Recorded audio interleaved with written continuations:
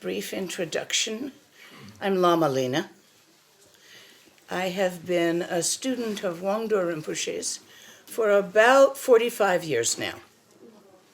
The first 7 or 8 years up here in the caves, where I had a little cave up behind, and then traveling with him as his translator in different places around the world. Wangdor Rimpoche has dispersed his form at this time, which gave me the idea to speak a bit about impermanence and what isn't impermanent, what transcends birth and death, coming and going. To do that, come, I'm just nattering.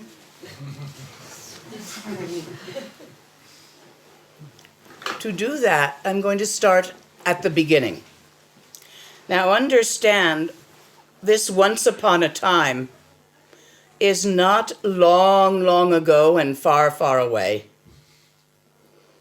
It's once upon all time, in every moment, freshly occurring, each moment as it begins, moment to moment, throughout the infinite circles of the 4 directions.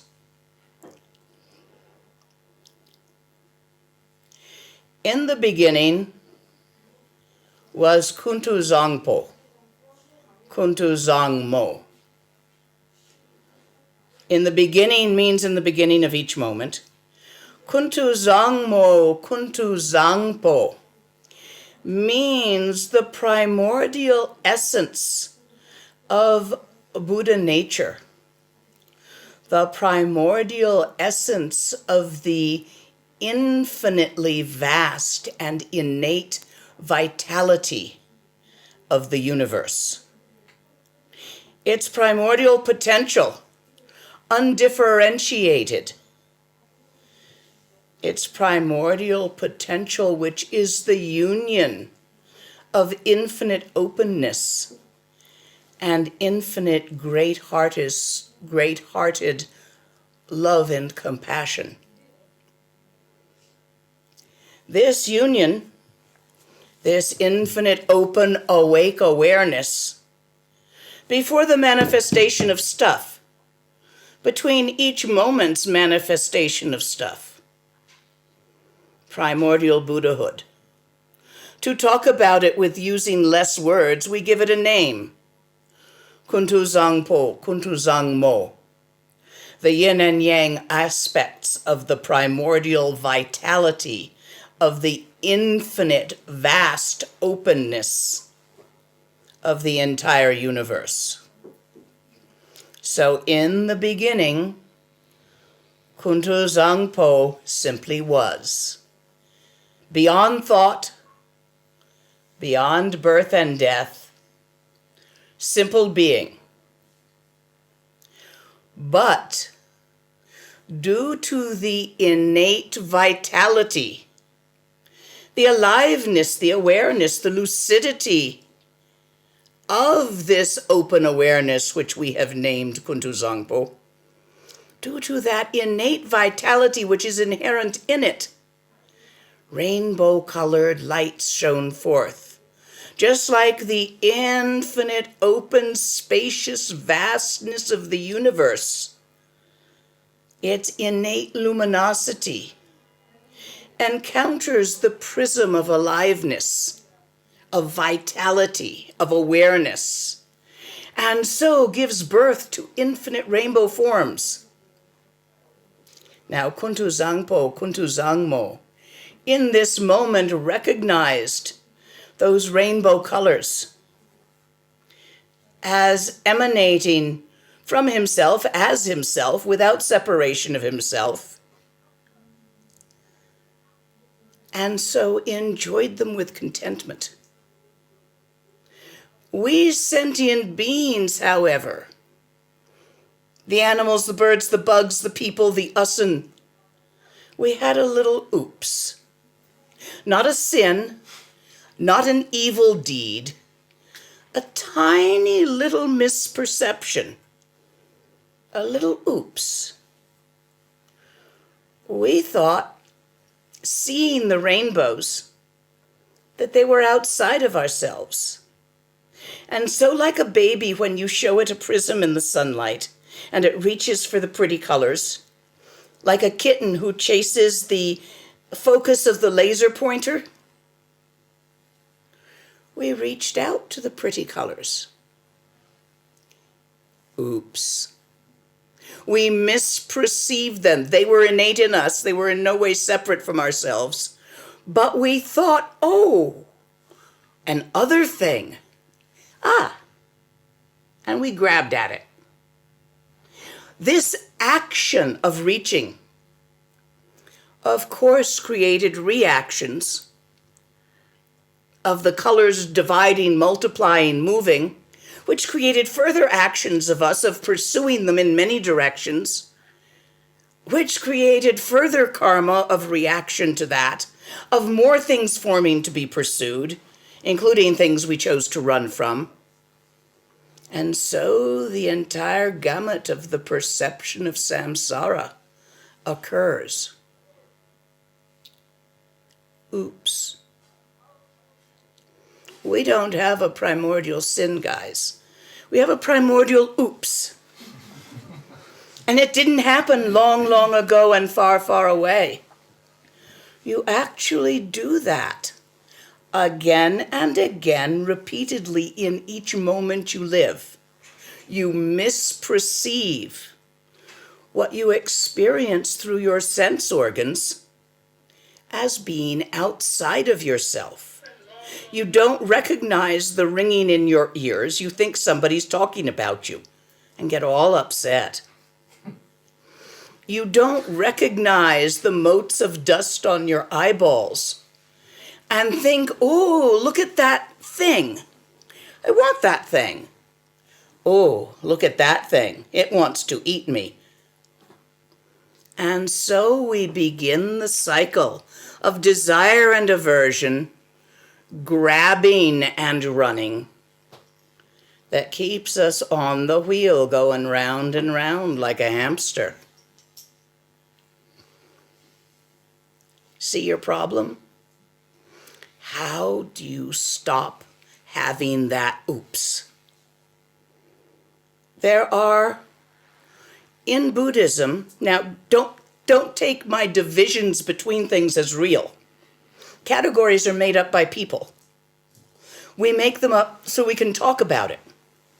So we, us people, have categorized the path in Buddhism into 3 aspects. Vajrayana, Mahayana, I'm blanking on the name. No, Theravada. And all of these are categories of method for not having that oops again and again and again that we have all the time. In Theravada, tie your hands behind your back with a vow and stop grabbing. Very simple, not very easy. It's a path of renunciation. By simplifying your life with less things to stimulate your grab and runaway reflex, you might be able to, if you're suited for that method, stop having that oops every moment. And as soon as you stop oopsing, you are there recognizing your own innate nature of Kuntu Zangpo, your Buddha nature, which has always been there, which has never been lost. Kata, primordial purity, your own innate unfuckupableness, which has always been there. This innate Buddha nature, when you stop oopsing, becomes obvious.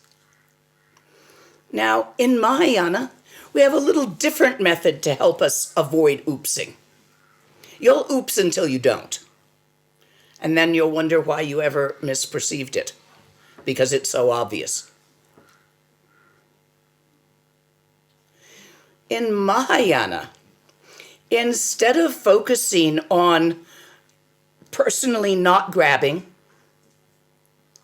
personally not running when faced with hopes and fears, instead of the intense practice of personal renunciation, we get a little tricky. We stop focusing inward on ourselves and focus outward on other sentient beings. Instead of trying to suppress our grab and run reflex, for those of us who simply can't do that, because there's so many things to want. There's so many things that want to eat you. Or in other I don't take that eat you literally. Although some things, bacteria loves to do that. So instead, what we do is leave the self be, ignore it, leave it be, take care of others. The essence of what we call bodhisattva arises. Other cherishing. The recognition that we're all in this together. That's why it's called the big boat, Mahayana, or the big vehicle. Because we're all pulling together. And our actions are done in mutual harmony, out of love and compassion, out of loving kindness. So instead of fighting with yourself every time you want to grab something, yeah, whatever. But what would you like? Instead of, I want this, what do you want? What can I give you? What can I give you? It takes your attention off your grabbiness. And slowly over time, as innate bodhisattva arrives, the grabbiness dissipates. It's a method. And then we have Vajrayana, which is pretty much designed to work with sword-wielding barbarians, us Kampas. And aside to you in the West, the TV show Star Trek, the Klingon culture, was based on us Eastern Tibetan Kampas. So what kind of dharma are you going to give Kampas? Vajrayana. Vajrayana. You don't have to make your intellect do anything. You don't have to make yourself stop grabbing. Yeah, grab, go ahead. If you really can't totally love others more than yourself, if you can't do this, you can try, but if you know you're not succeeding, tomorrow's another day, I'll try to do better. What you do instead, because you're not capable of Theravada, of stopping grabbing, and you're not capable of really open-hearted loving kindness, ninji, great-heartedness.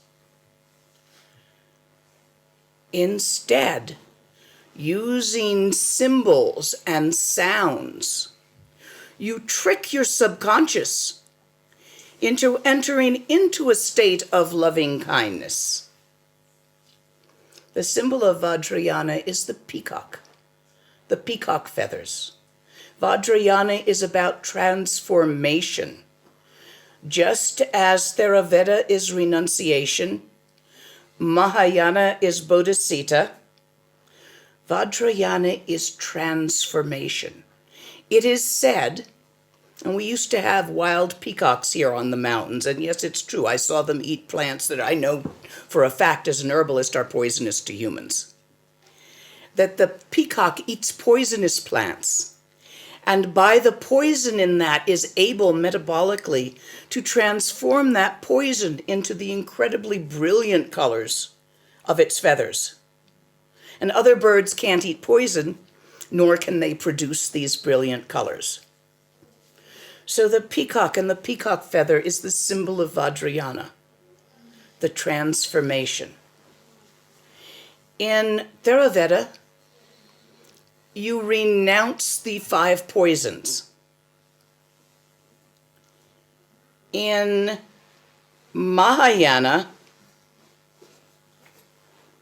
you antidote the 5 poisons with bodhicitta. The 5 poisons are anger, avarice and greed, anger and fear, avarice and greed, lust, and jealousy, and sometimes depression, overthinking. You can't turn it off, which generally is part of depression. So these are called the 5 poisons. In Mahayana, you take your attention off your own problems and you try to help others. In Theravada, you try to just let go, stop doing that.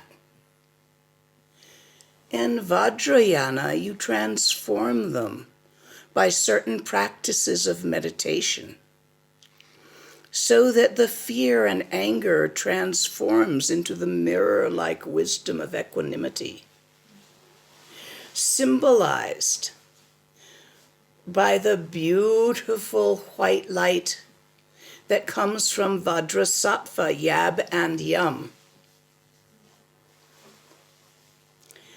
Your greed, your avarice, instead of trying to refuse it or trying to focus on others' needs to take your mind off your own wishes, you transform it by certain very specific methods, symbolically used into the wish-fulfilling jewel, the magic that arises as everything every sentient being might want.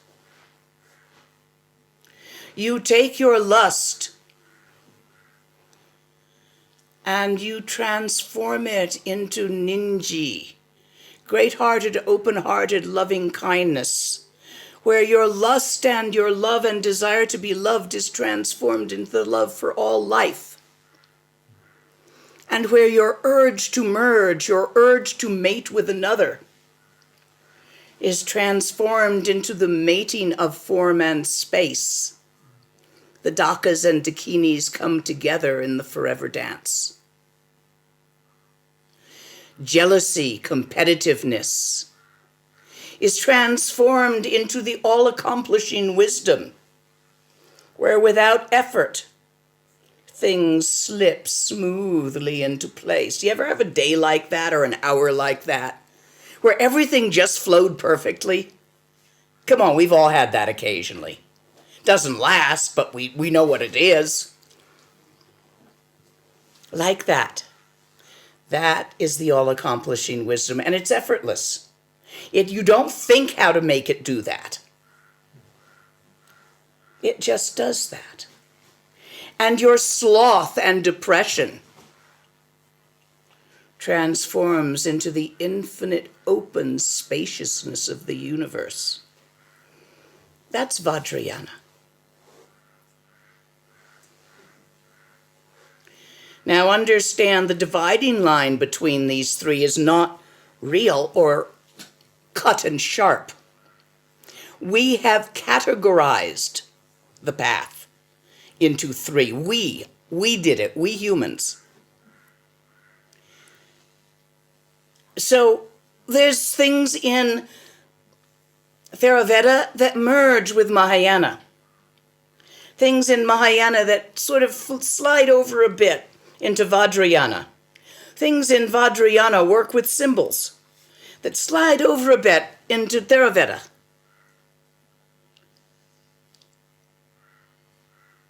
It isn't a cut and dried categorization. Nonetheless, It is useful as an understanding. Not real, useful. Are there questions so far on these subjects? To continue.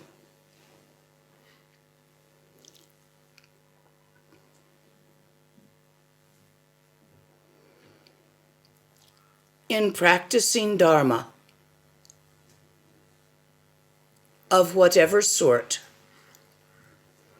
practice the sort you love, please. If you do not love it, you won't do it. Will you? What vegetable do you not like? For me, it's canned asparagus. However hungry I get, I will not eat it. If you are walking a Dharma path that is unsuitable to you, you will know because you don't want to do the practice. Oh, not occasionally I'd rather go out to a movie, but continuously. I don't want to do that. I really don't like that. I don't want to do that. If you start experiencing that, check out some of the other paths. Because you want to do the one that you can do with joyful enthusiasm. Gonzo. That's the one that will work for you. And the one that you cannot do with joyful enthusiasm, you won't do it well. You'll do it just because somebody told you you should be doing it. I'm going to move forward just a little so that I can see everybody. There you go. Now I see you. Thank you. I realize I was cut off from you, Jeannie. Now, in Vajrayana, a combination of ninji, open-hearted great-heartedness, and guru yoga of lineage is imperative. In order to work properly with the symbols and the transformation, you need this. You see, all Buddhas of the 4 times, the past, the present, the future Buddhas, and those beyond time, beyond space Buddhas. All Buddhas of the 4 times, where do they come from? How do they arise? They arise out of sentient beings, do they not? For there is a time, a moment of enlightenment. To every bug, every bird, every fish, every bacteria, in this world and every other world, for time is infinite. And at that time of enlightenment, in the future, at those bugs who had previously been bugs and after centuries became Buddhas, and the moment of enlightenment, time is no longer a linear thing you are trapped going a certain direction at a certain rate in. It's much more like a wormy, squirmy ball of timey-wimey stuff, a quote which you British may recognize. But really it is more like that. From the aspect of the 4th time, all times are possible. So, when you take refuge in the teachers of your lineage, going back to the beginning of this eon, or back to the beginning of the eon before, 30,000 years ago, name? Sherab? Tongpa Miwo. I forget his name sometimes. He's the Buddha before Shakyamuni. The lineage from the previous Buddha 30,000 years ago is still going. It's not that different from the lineage of Guru Shakyamuni. Some differences. So, in all of these lineages, your personal heart teacher, their teacher, and the teacher before them, and the one before that, and the one before that, and so on back. All the Buddhas of the 4 times, they arise out of all sentient beings of the 3 realms. Obviously. How can you love your teacher and lineage without loving all living beings? They are the same. Guru Yoga and Bodhisattva actually are the same.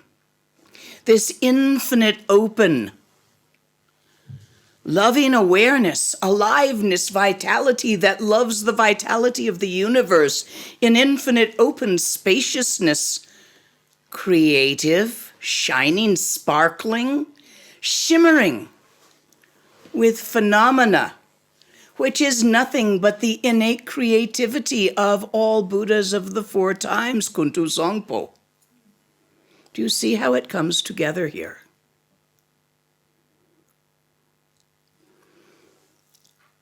In this, there is one thing, most important thing that you must understand. You are not going to achieve enlightenment. You are not going to acquire enlightenment. You are not going to get enlightened. Impermanence, where we started. Everything that's born dies. Everything that begins ends. Can any one of you think of a single thing that is born but does not die, that comes but does not go, that arises but does not dissolve? Seriously, open challenge. Don't be scared of me just because I'm loud and funky. Space. Space. Is space a thing? Did it have a beginning?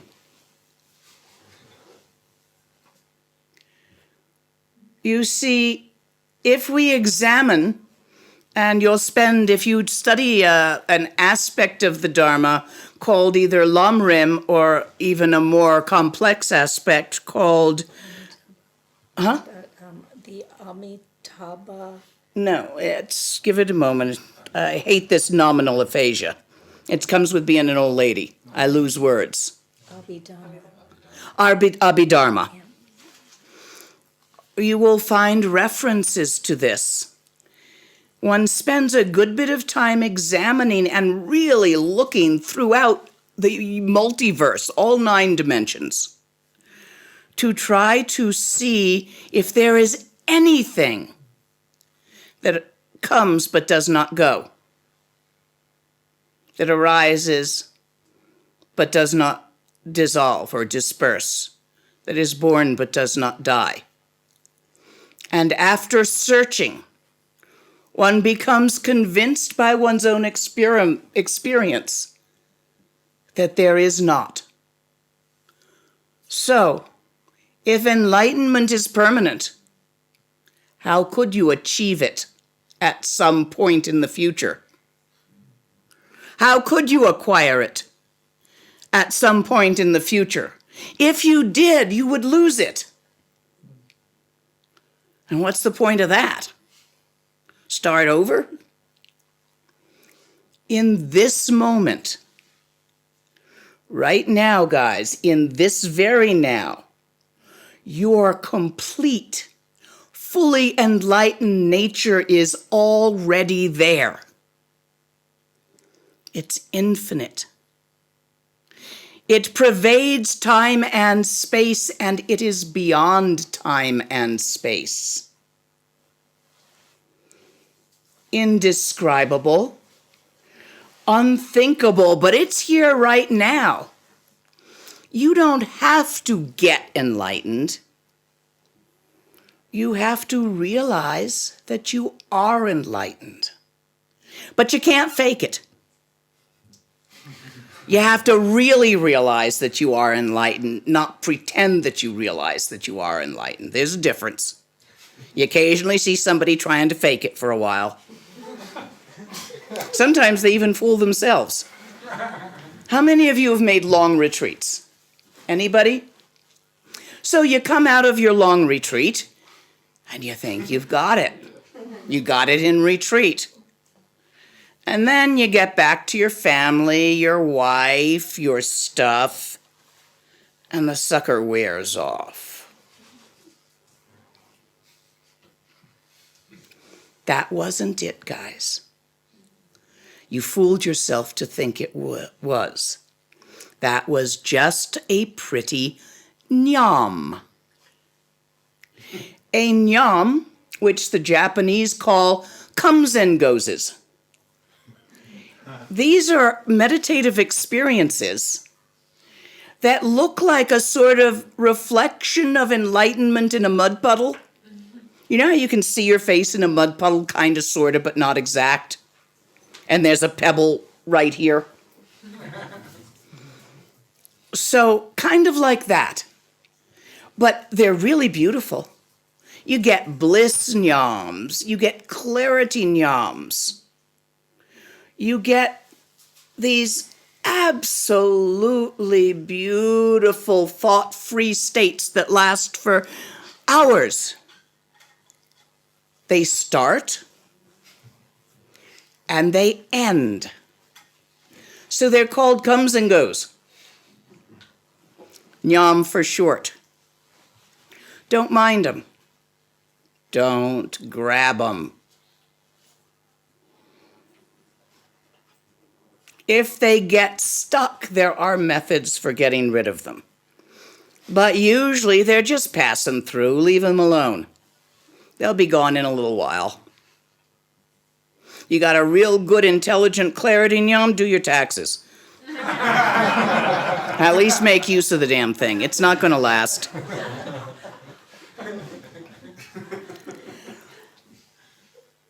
Your own Buddha nature is innate to you.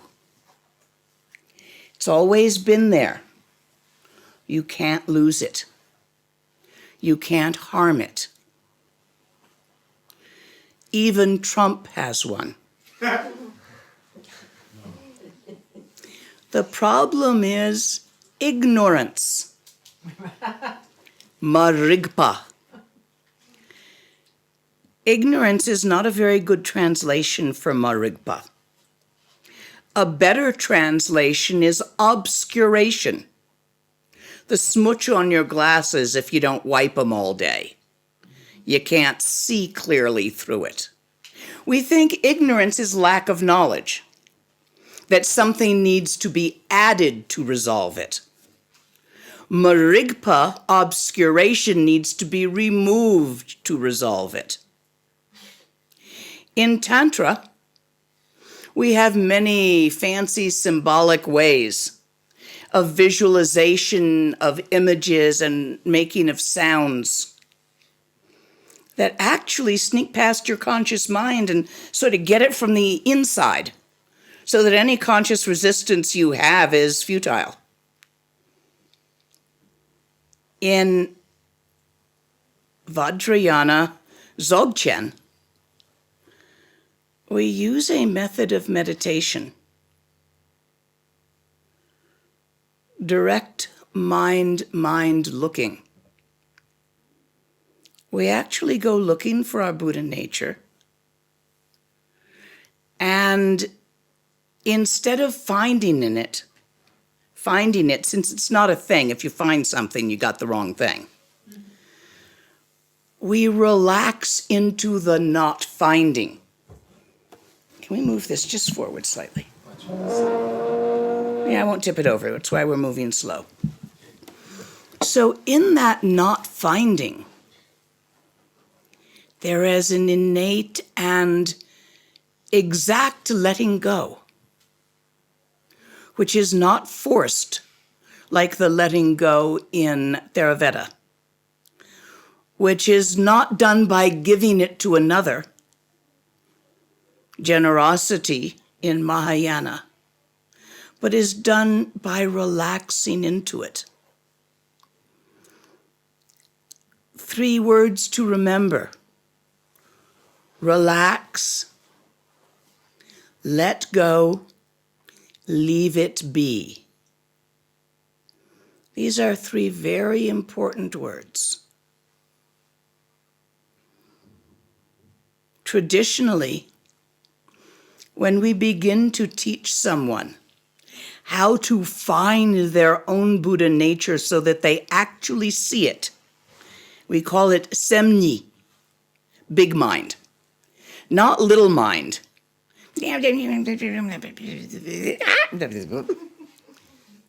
Big mind, inconceivably big, vast beyond knowing mind. Not even inside or outside mind. Semni. There are, in the approach, instructions of the body, instructions of the speech, and instructions of the mind. The instructions of the body involve your energy channels. You need to find a way to sit that works for your body so that your back and your neck are straight. Your teeth don't clench. See? Holding them open at the edges a little bit with my tongue. This matters. Your lips are a little bit open. It's all teachings of the body. There is the Maitreya position in a chair. There is the Shakyamuni position, which is the full lotus, the half lotus, and the Japanese kneeling on a kneeling seat position. All of these are known to work. Are there any other positions used in Thailand besides these? Okay, somewhere there probably is, but these are the ones I know about. It is not cheating to use cushions and ropes to help you. What is important is that your body be relaxed and comfortable with your back fixed. This is a meditation rope, meditation sash. This is traditional. If that knee hurts, I'm just going to put it there. It'll hold up my knee. There we go. It's tied a little long for me at the moment. I have to retie it. Oh, we've been making these in town. You still making them? If anyone wants, I can make more. She's been making them, what are they, about 500? Yep. About 500 rupees. They're a raw silk blend. I don't think they're pure raw silk. They're synthetic, which strengthens them. And they're stitched and they're twice your height. So they get measured to you. And they're the width of your palm. So please see her. Stand up if you can. Or stick your hands up, wave around. If you want one, order from her. But you have to pick it up here. She's not mailing it to you. That's too difficult. Or you have to get somebody else who's here to mail it to you. Good luck. Not me. These are incredibly useful. Do what you need to. You know your body. You know what it needs to be comfortable. The channel which runs from your crown, where the line from the tips of your ears intersects the line up your nose, right there, crown chakra, and goes in front of your spine, straight down, and ends approximately where your cervix is. For those of you that have cervixes. Guys, you probably know where those are. And this is the Uma, the central channel. There are 2 side channels that go down and join it at the bottom and bring air into it, lung, qi into it at the bottom. So when your mind, when the qi on which your thoughts ride is all gathered in the central channel, this is Salong, enlightenment occurs spontaneously. There are Tsalung practices, which are beyond the scope of this teaching, that accelerate that occurring and work simply with the physical body. I am not a big expert in that. There is a wonderful Lama here, Lama Jigme Rimpoche, he and his wife together make a single expert in Tsalung. So I refer that out. Like I'm a GP and I refer out the neurology to a neurologist, especially if they need brain surgery. So if you are truly interested in more details of this, let me refer you to Jigme Rinpoche. The detail you need to know is how to keep the damn thing straight. This is your throttle. How fast the qi moves. So you find the position of the chin about like this.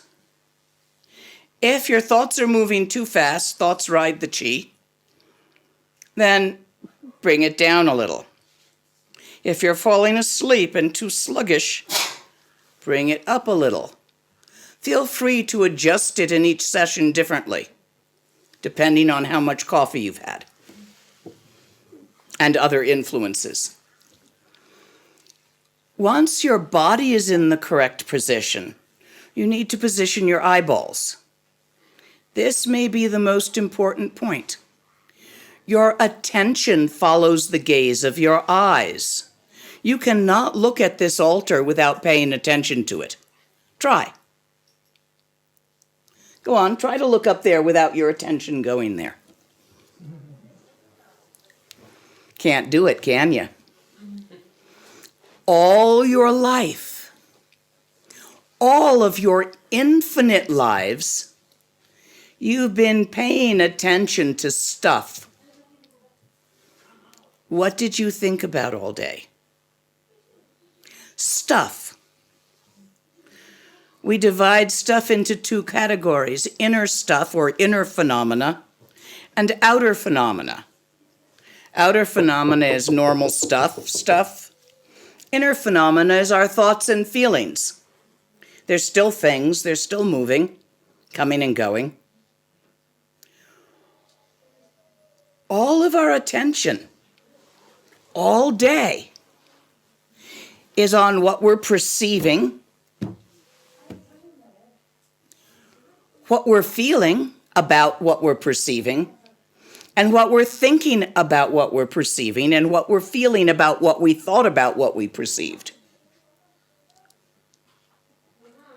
Not only today, you've been doing that for infinite eons of life upon life. Well, no wonder you can't find your Buddha nature. It's not a stuff. It's not a thing. Nyams are things. They come, they go.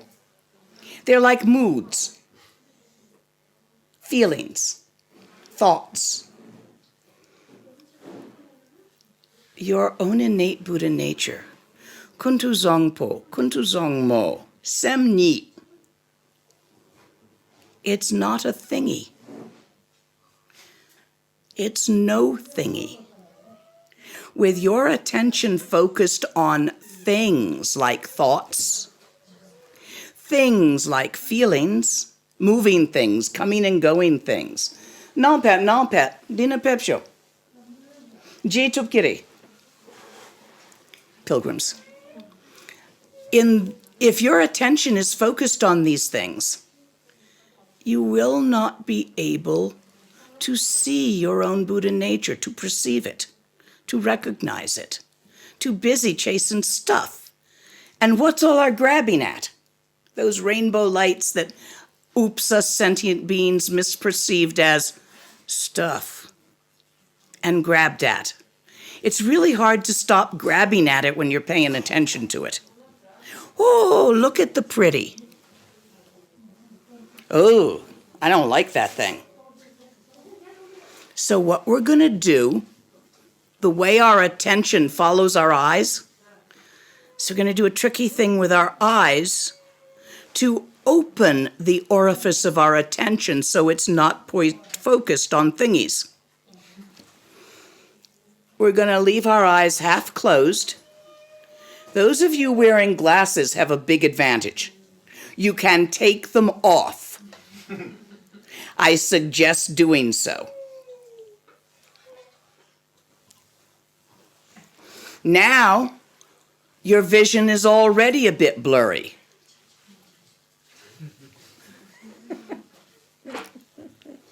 With your body in position, let your eyes remain half open.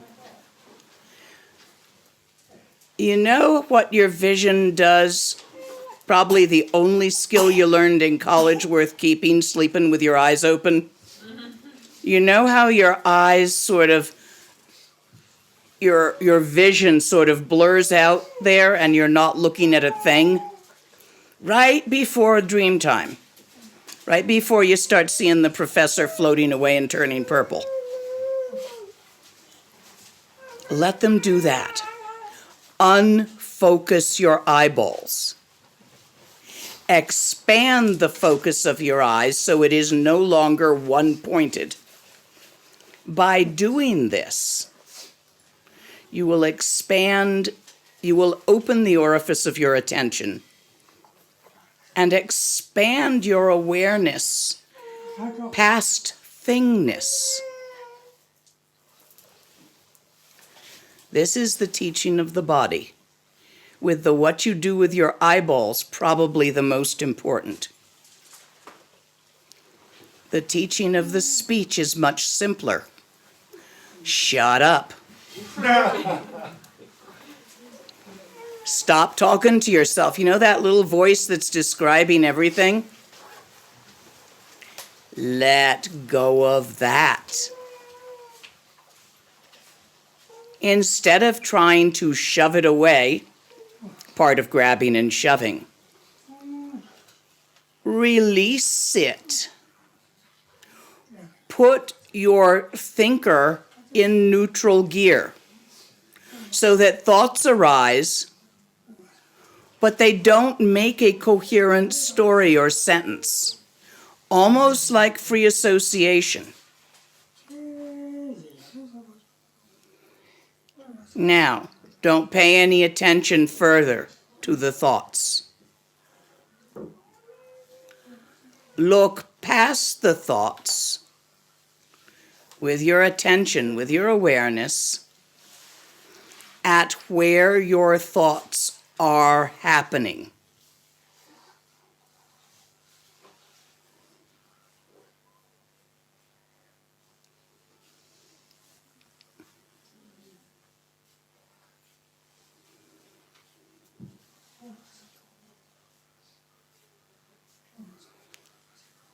Thoughts occur in the mind.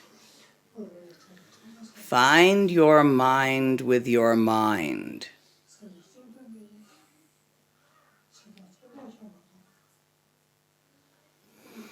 If you find it in a place, your focus of attention is too narrow. Beyond here and there. Beyond ises and isn'ts. Beyond ideas, thoughts, and descriptions. Beyond concept of center, of edge. There in infinite openness. Longchen Rabjam, infinite vast expanse, the name of a teacher of the lineage, the name of your own innate Dharmakaya nature. Great Mother Ocean of Awareness. Chuku Rigpa.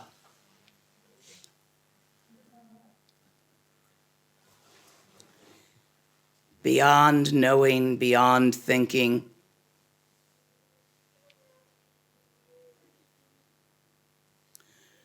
Where ises and isn'ts aren't. Beyond coming and going. That innate openness, spaciousness, vastness has always been there. It's where your thoughts be happening, where your feelings be happening, where your perceptions be happening. Always was, always will be. Just as you cannot hang a piece of garbage on the sky,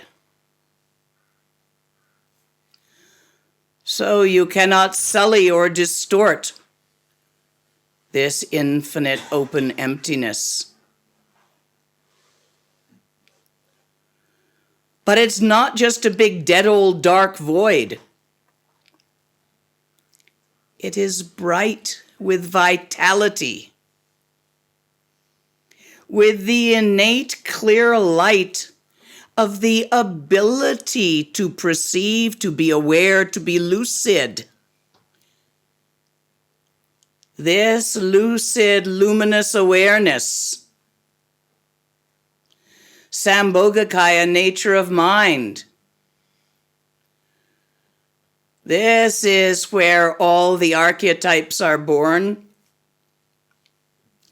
where all magic arises.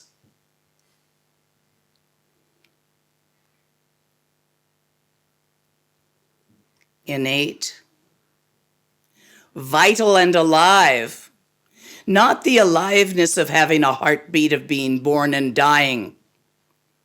The infinite, aware, awake vitality that has always been pervading the entire gamut of samsara and nirvana. The perceiver of the perceived.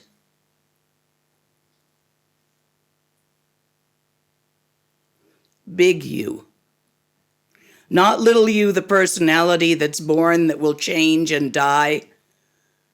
Big you, the infinite, vast, open, vital awareness in all its natural, shimmering, sparkling liveliness, creating in itself, as itself, all phenomena. All of the moving, the arising and dispersing, form, shape, sound, color,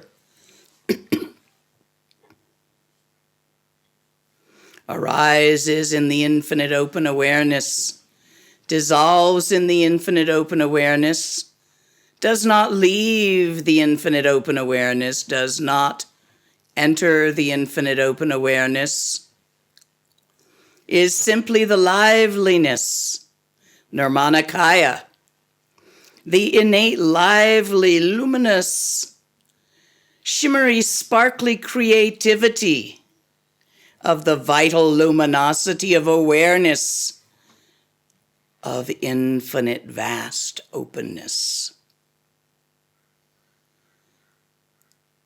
This is your own big mind, but you do not own it. All life is this, but we are not all one because multiplicity is obvious. Each snowflake, each leaf, its own self, each bit of awareness, each alive bit of awareness is the infinite, vast, timeless awareness of natural mind.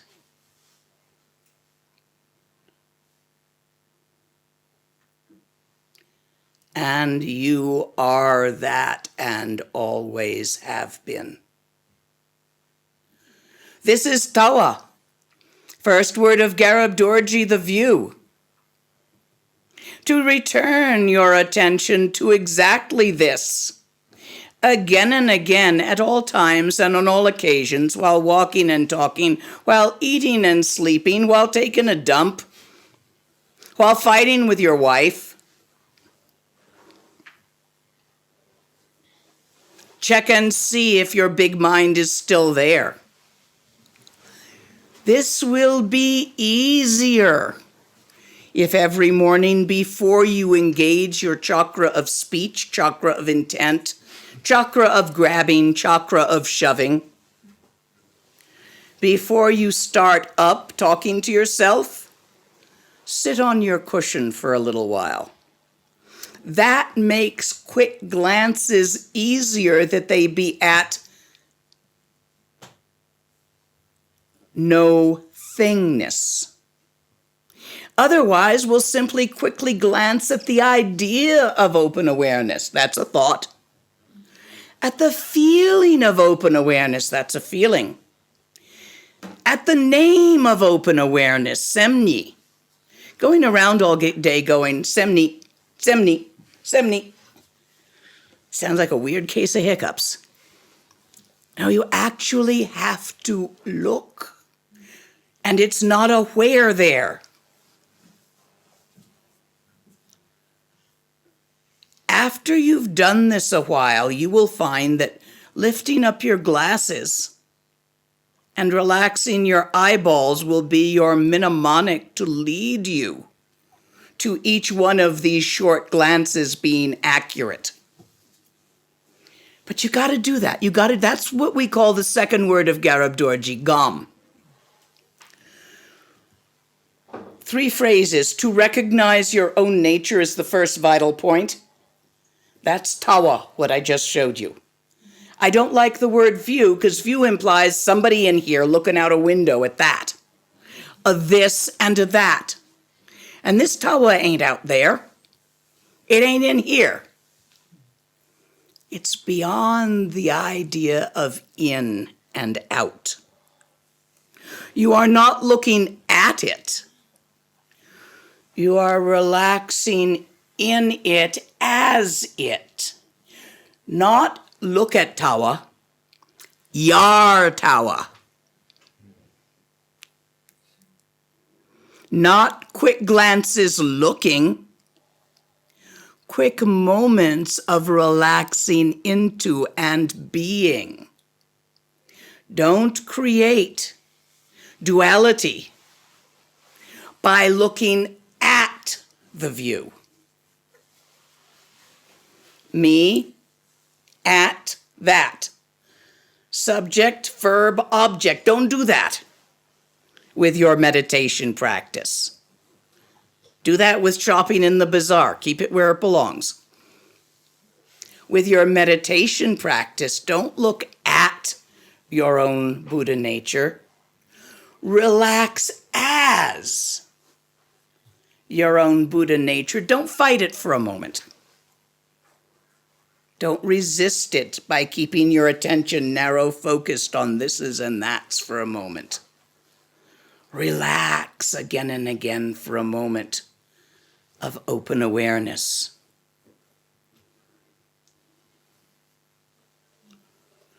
To decide on one single thing and just go for it. That's the second vital point, Gam. To decide to do the practice. Because you like the practice. It feels right at this time in my life. That's the second vital point. And you keep doing it till you're absolutely sure.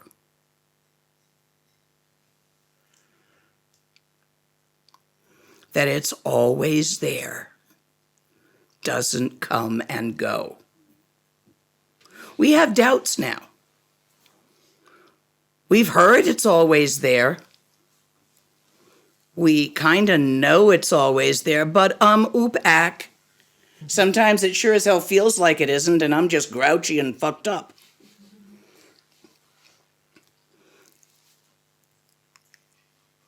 How many of you can look at a street sign with your eyes without reading it? Highly unusual. I'm going to test you later. Oh, Sal. How did you get able to read so well that you can't not read? Practice, wasn't it? How long did it take? 5 years? First grade to fifth grade? 6 years? Something like that. Guess what? Put the same amount of time and attention that you put into learning to read for the same amount of years, and you'll become sure of your Buddha nature. And you won't be able to have a thought without recognizing it for what it is. The sparkle of the vitality of the vital luminosity of infinite open awareness, nothing more, nothing less. And you can't even sit on them. So what are you doing fighting over thoughts and ideas and feelings? Once up here, 40 years ago, there was a fine old board. Long and thick and wide. And the possession whose old board this was in question. Arguments arose. Factions formed. We were here, that's before all that extension, it ended here. Because I used to sit on the edge and get wet when it rained, because I was the new guy. And we were all in the cave part, because we hadn't built this yet. But in those days, a faction arose, and we were here at some ceremony, the whole 12 or 13 of us that lived up here. And they looked like they were going to come to blows, get a fisticuffs going. So me, I'm, Dharma practitioner, wise, Inji. I'm a fucking little 24, 25-year-old. I don't know nothing, but I do speak the language by then. I'd been there a year or two. So I go up to Dorji and I'm like, Dorji, you guys are great yogis here on the mountain. Everyone respects, makes offerings to you. What the hell are you doing fighting over an old board? And Dorji turns to me. You, Inji, means Westerner. I know your people. Your people fight over ideas and theories and feelings about the theories. And you can't even sit on them. I tell you, that shut me up. And then they went back to arguing about the old board.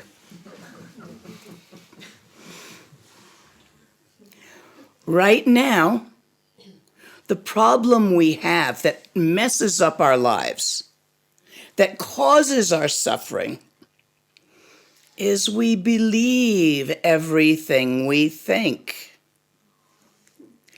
Oops. However, telling yourself, it's a thought, it's not real, it's a thought, it's not real, that's a thought.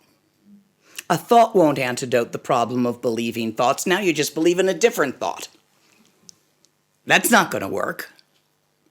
You have to actually see, perceive directly what the thoughts are made of while they happen. Not after you think them. Not an overlay later. Not a confession later. Right in the moment that you think this thought, you have to see that thought arising in infinite luminous open awareness. has infinite luminous open awareness, lasting for not even the duration of a single instant. Thoughts have no substance and they have no duration. There's just a lot of them stuck together quickly, making ideas and feelings and all of that stuff. We call thoughts all stuck together namtok, discursive thoughts, thoughts that make sense and say things. The stuck together part is talk, the little particle of thought that has neither duration nor substance is a nam. When you stop sticking the nam together, they are freed of the talk. We say one of the differences between Buddhas and sentient beings is whether they have nam or nam talk. Inevitably, we end up believing our nam talk, our discursive thoughts, thoughts that make sense. But if you sit here in what's called free association, cup, ball, teapot, bat, boat, there's nothing to believe. However, you can't go buy your lunch in the bazaar without thinking thoughts that make logic. I will go here. Do I have enough money for this place or that place? Again, in Theravada, we don't buy our lunch in the bazaar. We eliminate the need to think. We simplify, simplify, simplify. In Mahayana, we simply get rid of the self-focusedness of the thoughts. In Vajrayana, we use sneaky symbols to get around the thoughts. In Dzogchen, we look right at it and see what it's made of.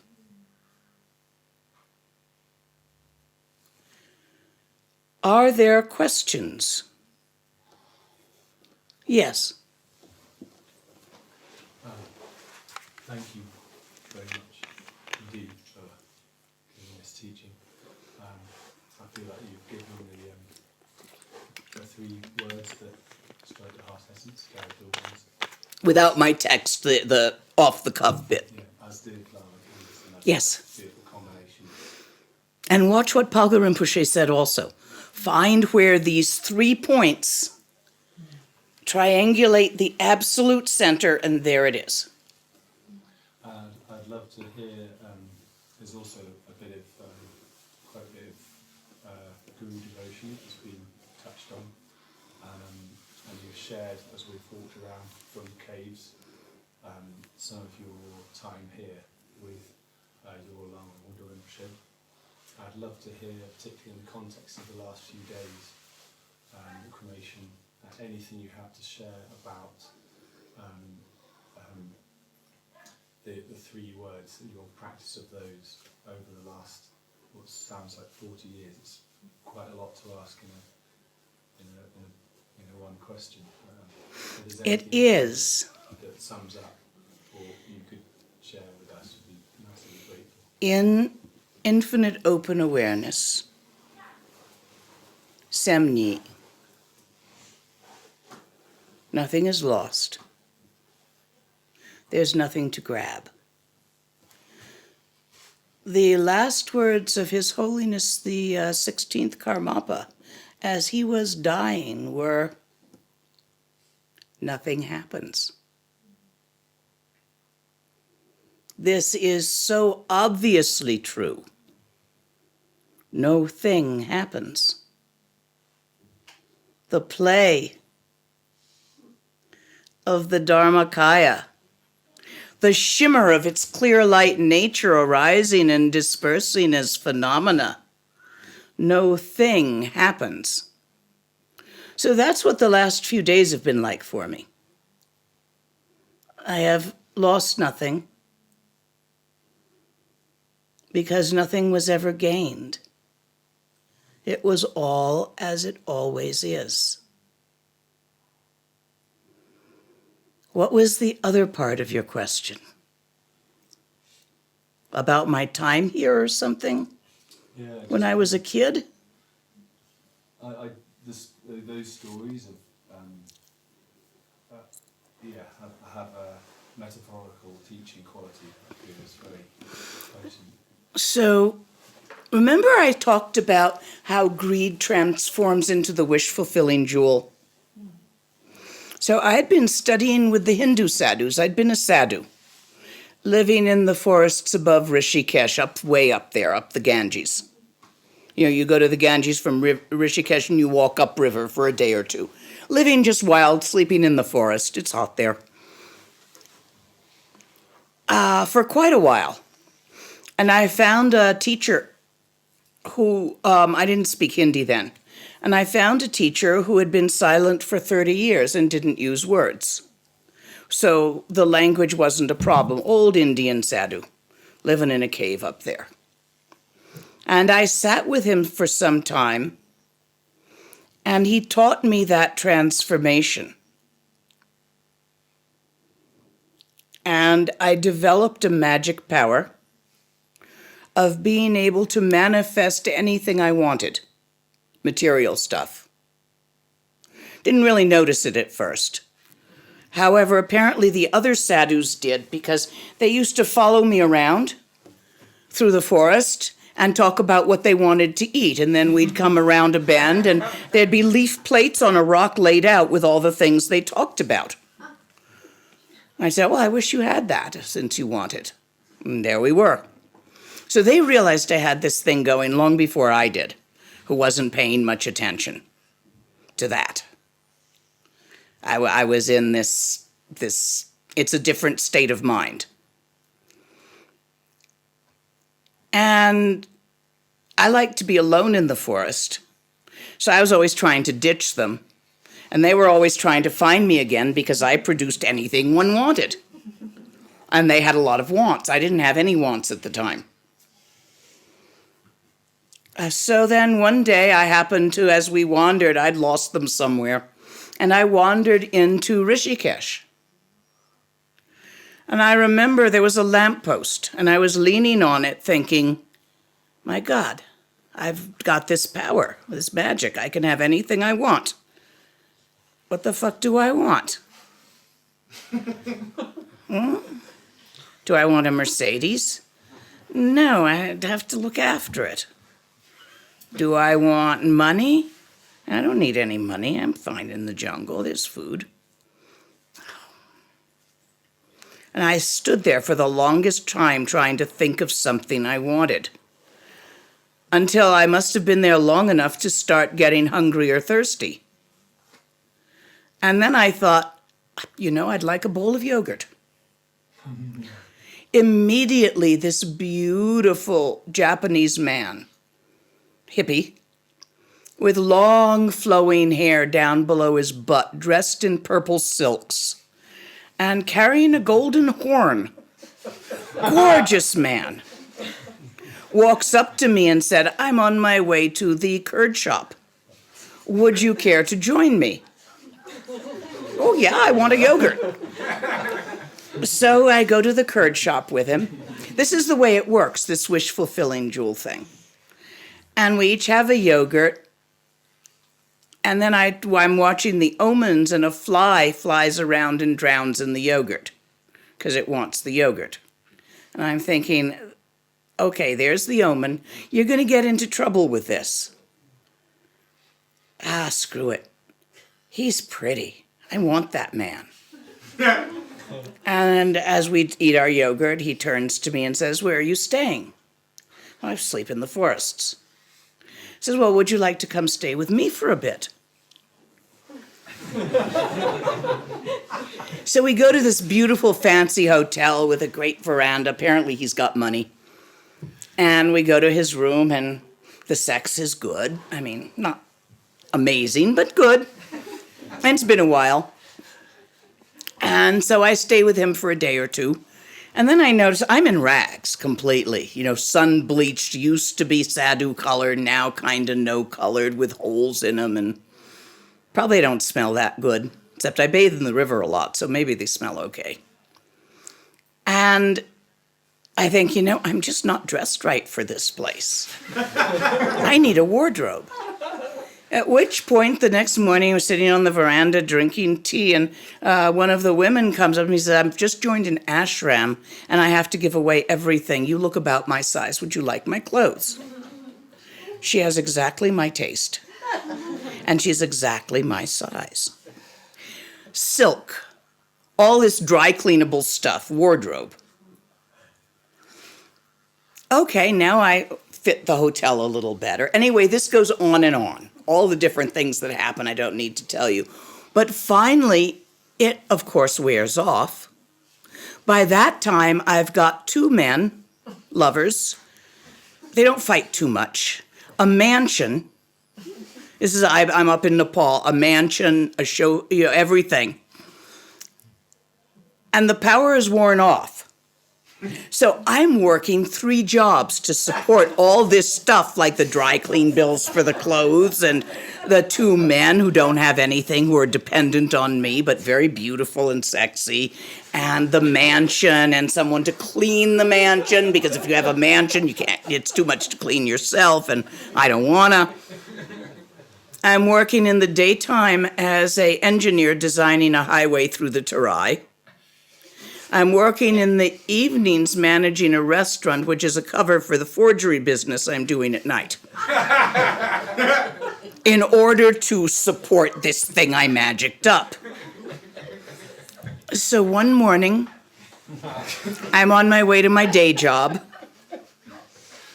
and I'm waiting to cross the street and go over there, and there's a herd of buffaloes going to the slaughterhouse. And they're passing, so I'm waiting for them to pass. And I look across the street, and there's a one-eyed old woman with 1 tooth, laughing and pointing at me with a red dog by her side with its tongue hanging out, looking like it's laughing too. And I look at her, and she's pointing her finger at me and like... I think to myself, I don't know from Ekazati yet at that point. Never seen it, never did any Tibetan stuff, only Hindu. But I look at her and I think, she's got a point. What the fuck am I doing?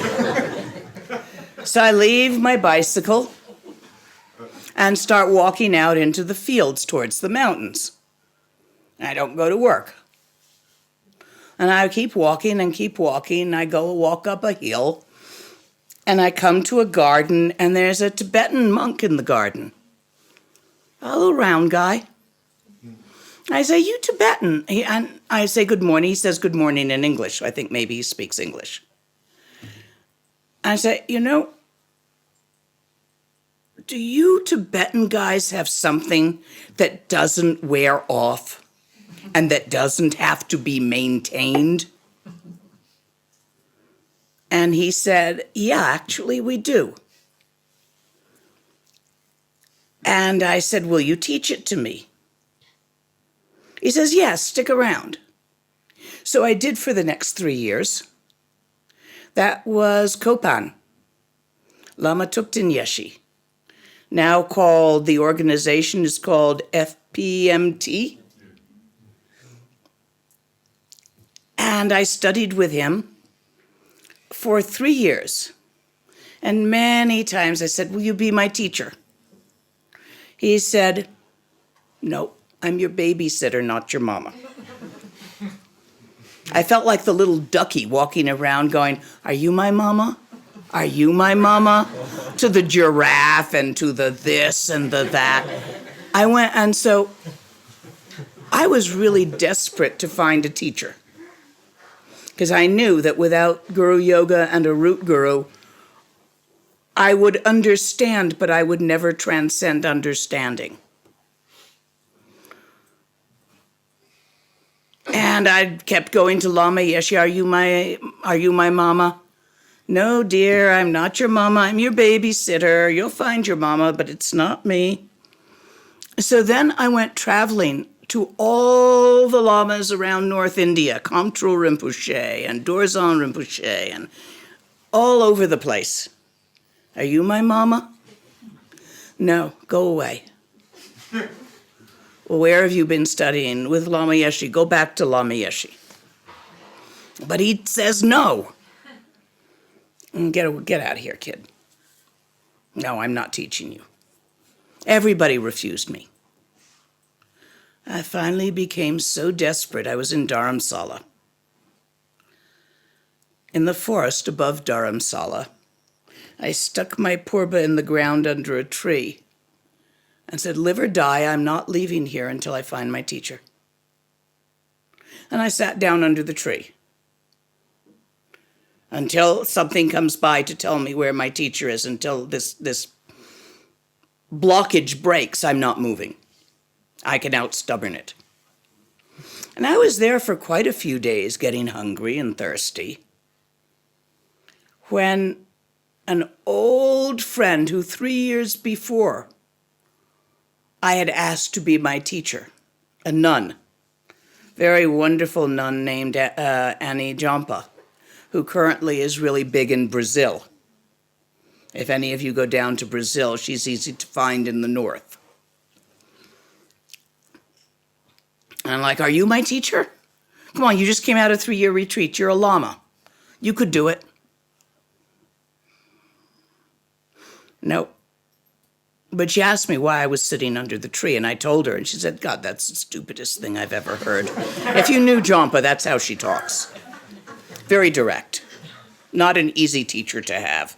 But I would have done it. She said, look, I'm sick. I want to go see my teacher who's up above Manali. I need someone to carry my luggage. I can't carry my luggage. I'm too sick. I have some neurological problem. You take me up there to see my teacher. You'll create the cause of finding a teacher. And after we're done, if you don't find your teacher on the road in Manali, I'll put you back under the tree. And you haven't broken your vow because you're doing this for all sentient beings. She talked me into it. It took a while, like a day or so, but I finally agreed, yes, I'll carry your luggage instead of sitting under this tree getting weak and thirsty and out trying to out-stubborn the universe. So I carried her luggage and we traveled all over Manali and we saw her teacher and we met many fine teachers and I asked each one of them, will you teach me? Will you take me? Get out of here, kid. You're not mine. You're not mine. Nah, don't have time. Finally, we were done. We were on our way back to Dharamsala from Manali. And you have to change buses in Mandi in those days. We missed the last bus for Dharamsala from Mandi. We thought we had it, but we missed it. So we're going to have to spend the night in Mandi. We didn't have any money. We were broke kids. So we found this flea bag of a basement room. Oh, God, it was bad. Damp and full of bugs and over by the bus stand, the old bus stand. So it's just one night. We're going to spend the night there. In the middle of the night, I had a dream. And in the dream, I was walking in a place full of wildflowers and tall grasses and big gray rocks covered with carved mantra. And I walked through what looked like a tunnel, almost like a vagina, a triangular tunnel, down and around and into this cave. And in this cave, in the back, was a gomtree, a meditation box. And this is all in my dream. In this box sat a lama, who was tall and skinny and had great long matted hair like yours. But he had square eyeglasses, heavy-framed black square eyeglasses, crooked, cattywampus, and eyes like Guru Rinpoche. And in the dream, I said to him, will you be my teacher? Do you know how to show me the way to bring my mind through to full enlightenment? Can you do that? He said, yeah, I can do that. I'm like, will you? Yes. Stick around. Then I woke up. Jampa, I just had this dream. I woke her up. And I described the dream. And she said, well, I know a lama that looks like that, but he's not in a place that looks like that. I've never seen such a place.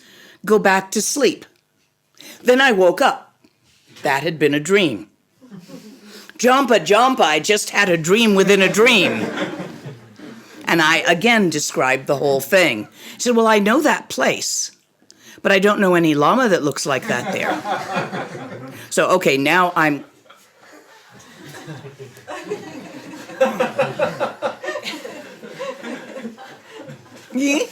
Just go back to sleep. I'll take you there in the morning. I know the place. Go back to sleep. Well, obviously, I'm not going back to sleep. I was quite willing to die if I didn't find my teacher. And now, something just happened. But damned if I know what it was. So the next morning, we get on a different bus, and we go to the end of the road. And we get off, and there's just a little tea shop there. And then we walk through a tiny little village with a lake, and up a wild mountain, and we come up. No tea shops there. There's a cinnamon tree growing down there, and rest a bit, and then come up. And there's all tall grasses and wildflowers, and if you look carefully as we go out, you'll see all the rocks covered with weathered mantra. They were fresher then. And we go through that little tunnel thing, and down to the cave that you've been in. Exactly, now it's built up, it wasn't then. And in there, there's a little round guy with a round, smiley face with square, heavy black glasses, crooked like this, sitting in a gum tree. And I'm like, you can't fool me, that's the guy. I know those eyes, I know those glasses. Clothes changed, don't care. So Jompa speaks 2 or 3 words of Tibetans. I don't speak anything. I'd picked up Hindi and Nepali by then, but not Tibetan. So, and the Lama doesn't speak Hindi. All he knows how to say is acha. So Jompa asks him in broken Tibetan for me, translating, will you teach me? He says, sure, why not? That's as much as we know how to say. And then, okay, so we have a cup of tea and take our leave. So I go over here in this area, and there's a rock. I'll show it to you later. And I just dig out a little dirt under it so it's a bit of a shelter and pile up some stones and stay there.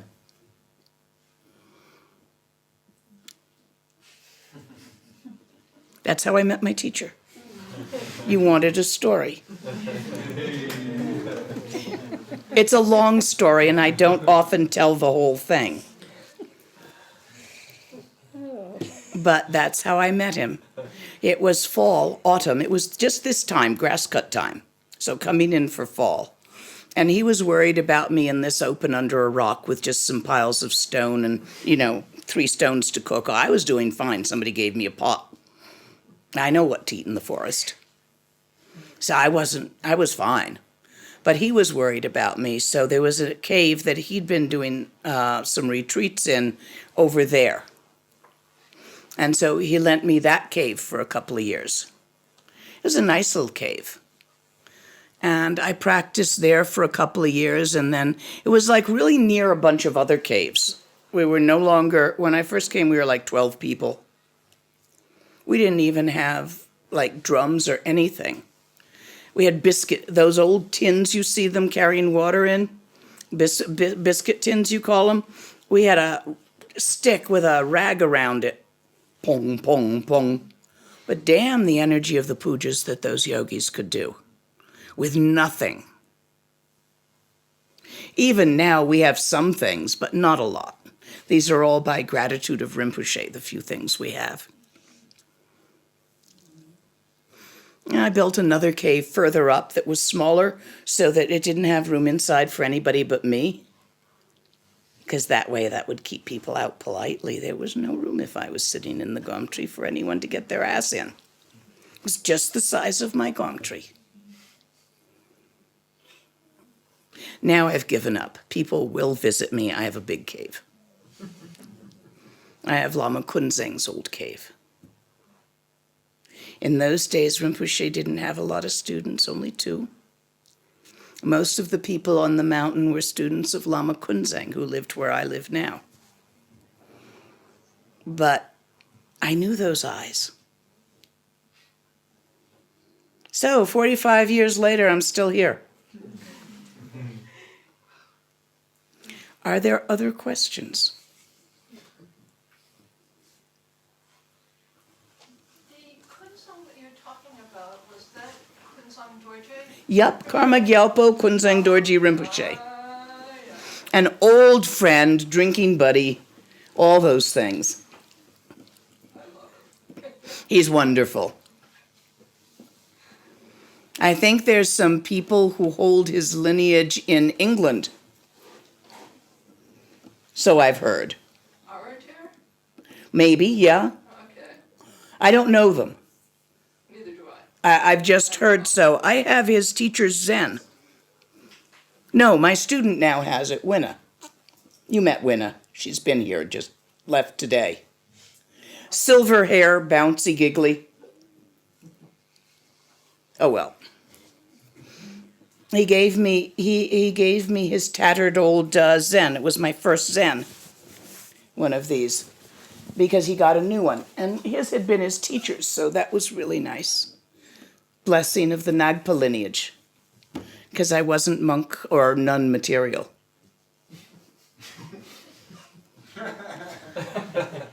I tried it for a year with Lama Yeshe, because I asked him to ordain me, and he said, no, you're not non-material. I said, oh, please, please. He said, keep the vows for a year and then we'll talk. So I did. I got no friggin' practice done that whole year. All I could think about was sex, jewelry, fancy clothes, fantasies. And in the afternoon, because you don't eat in the afternoon, all I could think about was food. No practice, no dharma. Doesn't work for me. However, we have a young monk here for whom it may work very well. Not really. For some people, it's incredibly helpful to be ordained. For other people, they just aren't able to renounce in that way, and it's just like wearing an underwire bra. It just bugs you. So, again, don't follow my path, follow your path. How will you know it's your path? You like it. At least in the beginning, there will be periods as you go over the bumps that you won't like. But by choosing in the beginning, it will be the one you like. But then don't leave just because it gets bumpy. There be bumps. Are there other questions? Yes. I very much enjoy the mind looking. Would you share with us what is mind? For me to answer that would be futile. Go find your own and see. Mind is where the thoughts happen. The thinker of the thoughts, the feeler of the feelings. In its true reality, it is undefinable, but quite unmistakable when you notice it. Keep looking until you find it. My words are hollow. Your perception must be direct. Other question? Yes. Thank you so much, Lama. I heard you had an incredible magical translation talent, and I wondered if you could share your experience of translating for Venerable Wangdor Rimpoche and anything you'd like to share with us. How was that? He had me translating before my Tibetan was very good because nobody else knew any English at all. And we didn't know how to do anything. I mean, he's this little old cave yogi with an old man and a young boy that follows him and some crazy Inji that's staying and won't leave. And seems to be like, and it's like, okay. So, you know how most Tibetan translators, the Tibetan Lama speaks for some period of time, and then they stop, and then the translator speaks. Well, the only time I'd ever heard a translation done was on a child's field trip to the UN, where they do simultaneous translation. So I figured that's how you do it, the way I'd seen it done once. So when someone came and he wanted to talk to them in English, I did simultaneous translation. So the only way you can do that is with something like a Vulcan mind meld, where you just sort of link. So we used to do that. And so his words would go in my ears and just come out my mouth. And I didn't really clean up the grammar that much, like to Western grammar, because the sentence structure is often opposite. So I just put it out in the sentence structure and be following it along. In Tibetan sentence structure, people didn't seem to mind.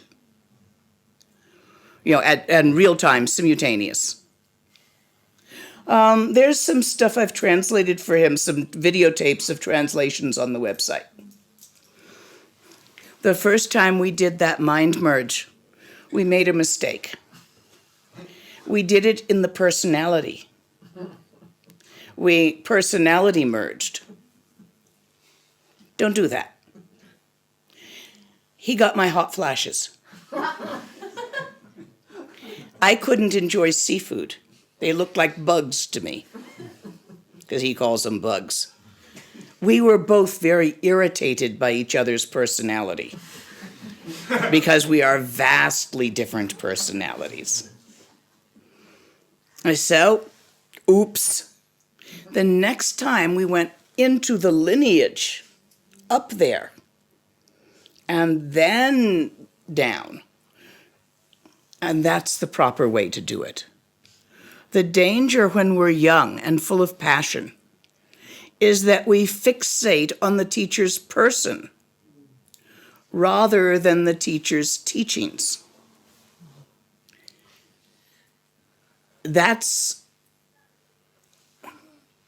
You respect the teacher's person, you are kind to and you assist the teacher's person, but don't fixate on it.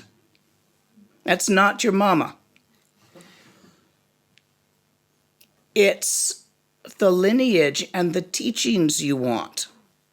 If you were given a choice between being with your teacher and understanding their teachings, consider. Go for the teachings. You'll probably end up with them anyway a lot. Does that answer? Yes, thank you so much. Yes. How can you relate, like you said, you went up into the lineage and connected somehow through that and brought it down. How can you come more into a connection and relationship with the lineage and the conversation or nature?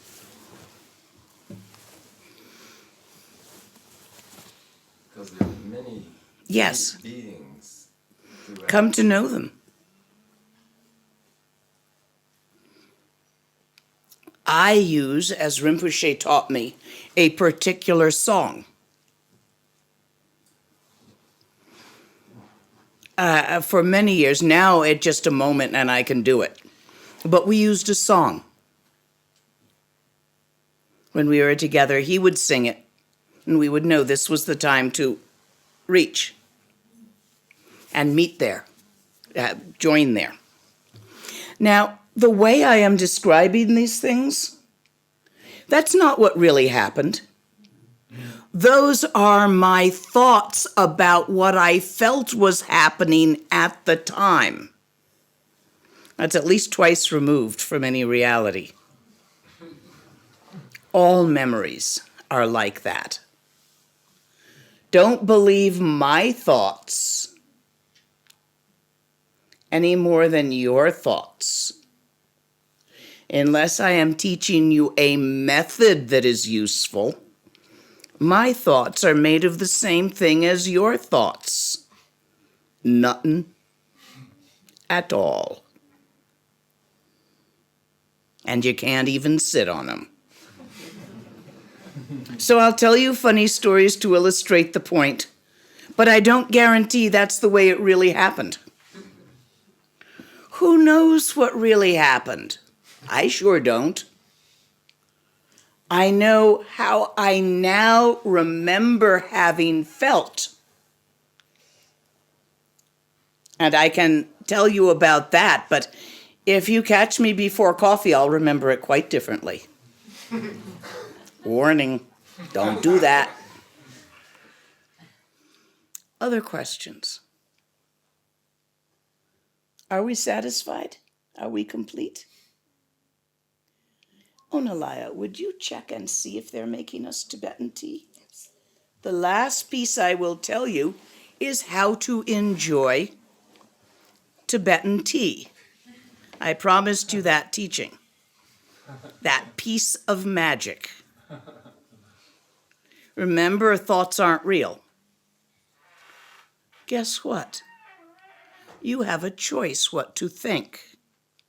So when someone hands you a cup, don't think tea. If you think the word tea, you will not like it. I want you to think a creamy broth, a creamy a creamy vegetarian broth made with fine herbs, different fine herbs. Local Tibetan herbs made into a lovely broth with cream. Can you think like that? It's a soup, a light soup. If you think this is a lovely light vegetarian soup to warm me in the cold, you will love the flavor of it. It's delicious. But if you think tea, it will offend you because it is not what you think tea is. And once you successfully do this with a cup of Tibetan broth, you can do it with other things too. Not just Tibetan broth. Check out your problems. Some of them are probably due to being what you think they are. And you're believing that thought. You know, the he loves me, he doesn't love me problems, or she loves me, she doesn't love me problems that we all get from time to time. Those are thoughts. They're not real. They're just thoughts. You've got to learn to meditate while thinking. Anyone can meditate without thinking. Shinae, not Vipassana, the other one. Shamatha is Shinae, resting in peace, resting in stillness. Anyone can learn that. But you see, the key is to meditate while thinking, not instead of thinking. While feeling, not instead of feeling. While perceiving, not instead of perceiving. This is where Samsara and Nirvana are two sides of the same piece of paper. The Samsara side has writing on it. The Nirvana side is blank. But you cannot separate two sides of a piece of paper. This is where Samsara and Nirvana come together as the same thing. It is the absolute key to an effective practice. Meditate while thinking, not instead of thinking. So they made Tibetan tea, yes? They made Tibetan tea and sweet tea. Now, we just want Tibetan tea. It's part of the teaching.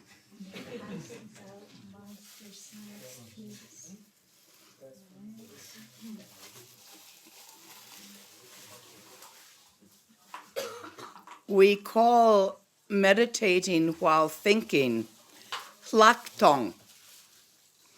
It comes after Shinae. It is similar to Vipassana. It is where you are able to see, to be, to rest as tawa while buying an apple in town, or drinking, or making and drinking a cup of tea. Because there is no separation there between the moving stuff, phenomena, inner phenomena and outer phenomena, thoughts and feelings being inner phenomena, objects being outer phenomena. There's no separation between phenomena and the source of phenomena. The infinite, open, vast, indescribable, empty, awake, aware, lucid, luminous, creative, sparkling, and shimmering awareness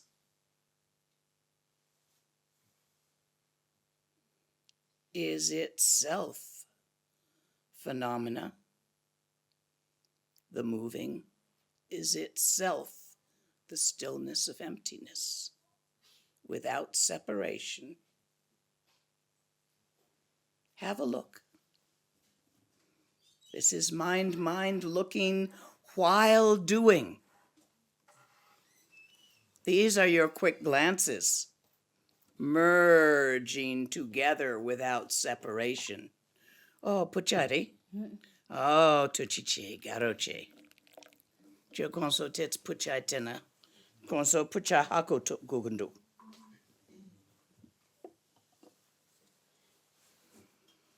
A lovely soup.